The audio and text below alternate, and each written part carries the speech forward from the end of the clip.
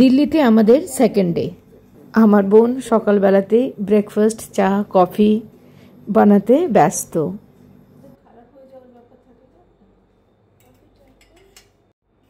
আমার আর অদ্রিজার black coffee আর এদের দুজনের নর্মাল দুধ চা। এই উপমা গরম জলে দিয়ে কিছুক্ষণ ভিজিয়ে রেখে দিলেই তৈরি হয়ে যায়। এটার জন্য একদমই কোনো কুক করতে দরকার হয় না। আর ছিল ব্রেড টোস্ট আর ডিম সেদ্ধ। ব্রেড বাটার ডিম এগুলো ওরা কমপ্লিমেন্টারি দিয়েই থাকে ফ্রিজের মধ্যে ফার্স্ট ডের জন্যে। অবশ্য ওরা পরে আমাদের টপ আপ করে দিয়েছিল, কিন্তু নর্মালি নাকি ওরা ওটা শুধু ফার্স্ট ডেতেই দেয়। আর উপমাটা আমরা নিজেরাই কিনে এনেছিলাম। গুড মর্নিং, আশা করি তোমরা সবাই ভালো আছো। আমিও ভালো আছি। এটা আমাদের এয়ারবিএনবি বাড়ি, যেটা দিল্লিতে আমরা আছি হজখাসের এখানে। বিউটি আর পুচকু ওরা অলরেডি বেরিয়ে গেছে। পুচকুর ওর বন্ধুদের সাথে মিট করার ছিল, আর আমার যেহেতু একটু কাজ ছিল এখানে, ওয়াইফাই ছাড়া সেটা হবে না, তাই আমি একটু এখানে বসে কাজটা করে নিচ্ছিলাম। হজখাস মার্কেট মানে ডিজাইনার বুটিক, নানা রকমের ছোট বড় ক্যাফে, নতুন পুরনো বইয়ের দোকান, একটা অদ্ভুত জায়গা। আমরা চলে এসেছি নৈবেদ্যম। ওখানে আমাদের আজ লাঞ্চ করার কথা। যদি বা এখানে শুধু আমি আর আমার হাজব্যান্ডই আছে। আমার বোন, ওর মেয়ে, ওরা দেখা করতে গেছে ওদের বন্ধুদের সাথে। আমরা চলে এলাম নৈবেদ্যমে। কি সুন্দর পরিবেশ দেখো। এখানে এন্ট্রান্স থেকেই পাবে ট্র্যাডিশনাল টাচ। এদের আসবাবপত্র, বাসনপত্র, পোশাক সব কিছুই ট্র্যাডিশনাল সাউথ ইন্ডিয়ান। এটা কি বলো তো, এটা ছিল ওদের ফার্স্ট ওয়েলকাম ড্রিঙ্ক। সেটা ছিল রসম, হট, পাইপিং হট। রসমের সাথে ছিল পাপড়। ব্যাকগ্রাউন্ডে সাউথ ইন্ডিয়ান মিউজিক। আমি সাউথ ইন্ডিয়ানই বলবো, কেন কি সাউথ ইন্ডিয়ার মধ্যে যে ডিফারেন্ট স্টেটস আছে তার পার্থক্যটা আমি সত্যিই করতে পারি না। অনেক ভাবনা চিন্তা করে আলটিমেটলি মহারাজা থালি অর্ডার করা হলো। এই থালিতে দোসা ইডলি বাদ দিয়ে অনেক কিছু ছিল। দোসা ইডলি ছিল না। যেটা যেটা মনে পড়ছে বলছি। লুচির নিচে আছে মালাবার পরাঠা, লেমন রাইস, পায়সম। এই দুটো কোকোনাট মিল্ক গ্রেভিতে দুটো সবজি ছিল। এটার একটা তো ছিল রায়তা, আর আরেকটা মনে পড়ছে না। একটা ছিল সাম্বার আর ছিল রসম। গ্রেটেড কোকোনাট দিয়ে কয়েকটা সবজি ছিল। একটা তো ছিল ক্যাপসিকামের সাথে, আরেকটা কি ছিল মনে পড়ছে না এখন। পেঁয়াজ কিছু হবে বোধহয়। এটা একটা স্পাইসি লঙ্কা। এর মধ্যে অনেক রকমের স্পাইসেস আছে। এটাকে ভেজে খেতে হয়। এই যে ভাতের সাথে মেখে মেখে খেতে ভালো লাগে। এটা আমি একবার কিনেছিলাম দিল্লিতে ট্রেড ফেয়ার, প্রগতি ময়দানে যেটা হতো, তখন কিনেছিলাম। সুইট ডিশ বলতে মনে হয় পায়সমই ছিল, আর কিছু ছিল বলে মনে পড়ছে না। এখানকার থালা বাসনও দেখে নাও, বেশ রাজকীয়। এখান থেকে কিনে নিলাম নারকোল দেওয়া পান।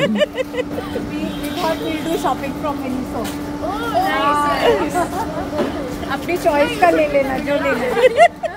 এরা অদ্রিজার স্কুলের বন্ধু। ওরা যখন দিল্লিতে থাকতো তখন এরা সবাই একসাথে ব্লু বেলস ইন্টারন্যাশনালে পড়তো। এরা তো এখনও পড়ে, কিন্তু অদ্রিজা তো এখান থেকে বেরিয়ে গেছে। ঘুরতে ঘুরতে আমরা চলে এসেছি এখানকার ফেমাস ডিয়ার পার্কে। এই যে বাচ্চারা, কতদিন পরে এরা এখন ক্লাস 12 শেষ করলো, তারপরে ওরা সবাই একসাথে মিট করেছে। আমরা আমাদের এখানে এই এয়ারবিএনবিতে ফেরত এসেছিলাম। ওর বন্ধুরা, ওর বন্ধুর মা, সবাই মিলে এসেছিলাম। সে সময় আমার আর ভিডিও করা হয়নি। সবাই ভিডিওতে স্বচ্ছন্দ অনুভব করে না, সেই জন্য সবাইকে অ্যাপ্রোচও করা হয় না ভিডিওর জন্যে। অদ্রিজাকে রেড ফোর্ট দেখানোর ইচ্ছে ছিল, কিন্তু এই দিকেই যেহেতু অনেকটা দেরি হয়ে গেল, আর রেড ফোর্ট গিয়ে দেখার আর সময় ছিল না, মানে গিয়ে বন্ধ হয়ে যেত। তাই আমরা ভাবলাম রাত্রিবেলাতে যদি ওখানে লাইট অ্যান্ড সাউন্ড এই শোটা দেখা যায়, তাহলে কিছুটা রেড ফোর্ট দেখা হবে, আর সময়টাও আমাদের ইউটিলাইজ হয়ে যাবে। আশ্চর্য এটাই, দিল্লিতে থাকতে এগুলো দেখার খুব একটা প্ল্যানিং হতো না। রেড ফোর্ট অবশ্য কয়েকবার গিয়েছি। দেখো, রাজধানী Delhi, prime location red fort, তার বাইরে কীরকম নোংরা পড়ে আছে। কার দোষ, আমাদের নাকি গভর্নমেন্টের? আজ রেড ফোর্টে লাইট অ্যান্ড সাউন্ড দেখার ইচ্ছে আছে। সকালবেলাতেই আসার কথা ছিল, সকাল না মানে সেকেন্ড হাফে, কিন্তু তখন সেকেন্ড হাফে আসার কথা ছিল, কিন্তু পুচকুর ফ্রেন্ডসদের সাথে ওর তখনও শেষ হয়নি, তো সেই জন্য আমরাও অপেক্ষা করলাম। তো ভাবলাম একবারে লাইট অ্যান্ড সাউন্ডই দেখি, কারণ কি দুপুরবেলায় ভীষণ গরমও ছিল। হঠাৎ করে সেকেন্ড হাফটাতে ভালো রকম গরম হয়ে গেছিলো। আর এখানে তো হিউমিড থাকে না, আজকে একটু হিউমিডও ছিল, কেন কি বৃষ্টি হয়েছে। ওয়ালটা আছে, ওয়ালটাই এতটা, আমার মনে হয় 4 তলা 3 তলা, 3 তলা 4 তলা তো হবেই, 4 তলা তো হবেই এটার হাইট। এই অসাধারণ ফোর্টটি নির্মাণ করেছিলেন মুঘল সম্রাট শাহজাহান 1648 সালে। তখন তিনি তার রাজধানী আগ্রা থেকে দিল্লিতে ট্রান্সফার করেন।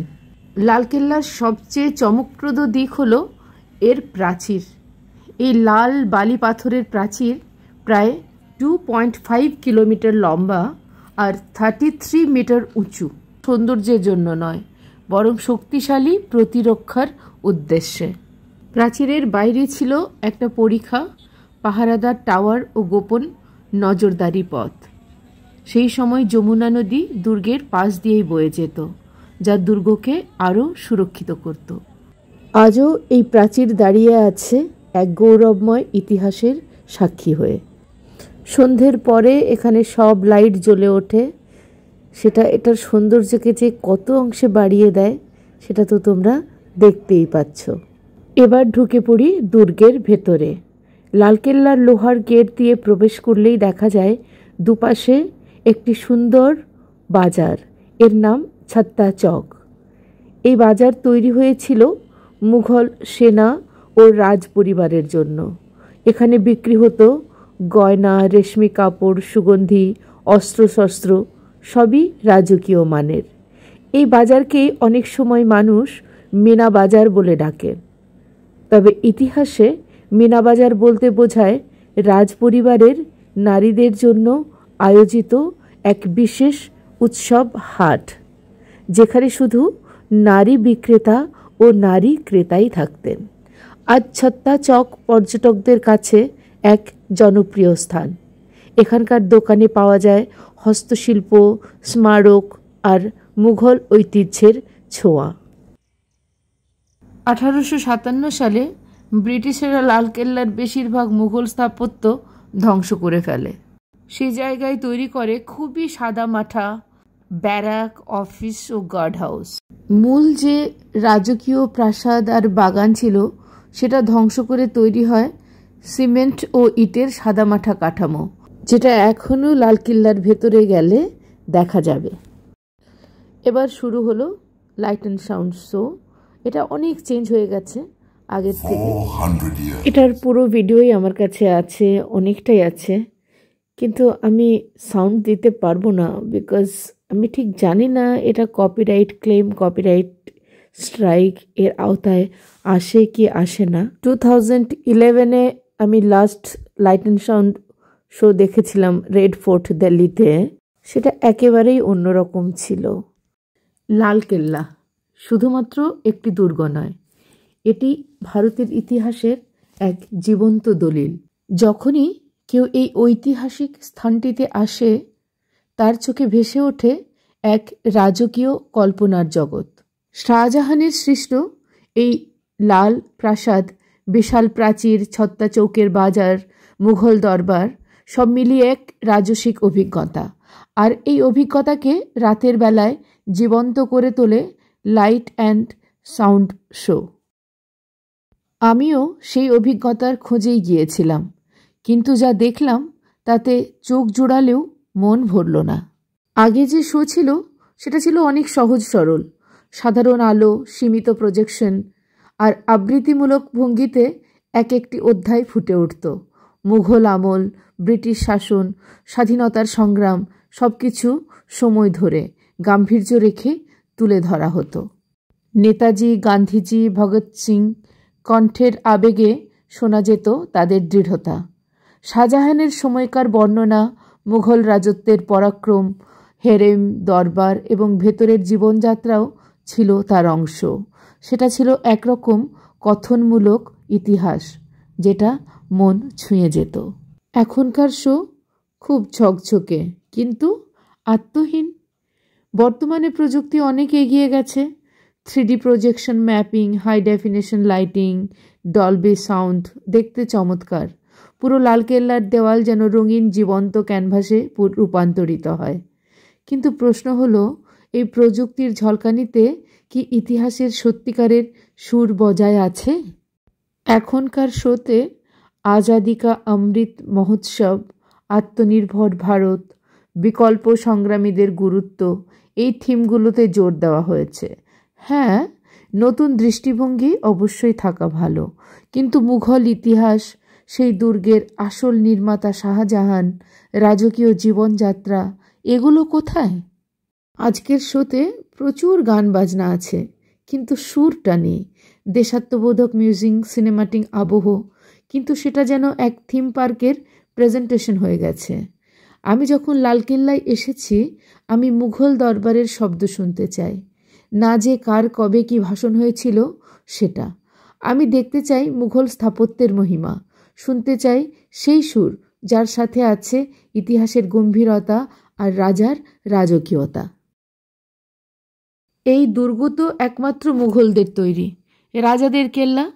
তাহলে সেখানে রাজাদের কাহিনী বাদ দিয়ে শুধু রাজনৈতিক বার্তা দিলে তো সেই স্থাপত্যের মূল গল্পটাই হারিয়ে যায়। আমরা কি নতুন শো দেখে বুঝতে পারি কেন শাহজাহান এটি নির্মাণ করেছিলেন? কেমন ছিল হেরেম, ছত্তা চৌকের বাজার, মোগল সৈন্যদের যাত্রা, রান্নাঘর, আতর, শিল্পকলা?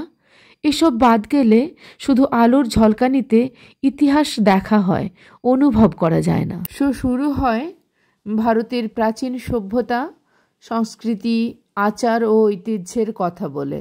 এরপর কিছুটা বলা হয় বাহ্যিক আক্রমণ, শাসক পরিবর্তন ও ব্রিটিশ শাসনের আগমন নিয়ে। কিন্তু এখানে মুঘলদের নাম বা রাজকীয় জীবনযাত্রা তেমনভাবে বলা হয় না। তুলনামূলকভাবে ব্রিটিশ শাসনের অন্যায় ও দমননীতি বেশি ফোকাসে থাকে। এই ডান্সগুলি অবশ্য খুবই উপভোগ্য ছিল, যদিও খুব একটা থিমের সাথে যে যাচ্ছিল তা নয়। তখনকার দিনের রাজকীয় জীবনযাত্রা মানে যেনই শুধু নাচ গান শোনা, কিন্তু সেটা তো আর নয়। এরপর দেখানো হয় নতুন ভারতের পথ চলা, চন্দ্রযান, ডিজিটাল ইন্ডিয়া, আত্মনির্ভর ভারত আর গর্ব করার মতো বহু কীর্তি। শেষ অংশে উঠে আসে 15 আগস্ট 1947, পণ্ডিত নেহরুর ঐতিহাসিক ভাষণ ট্রিস্ট উইথ ডেস্টিনি।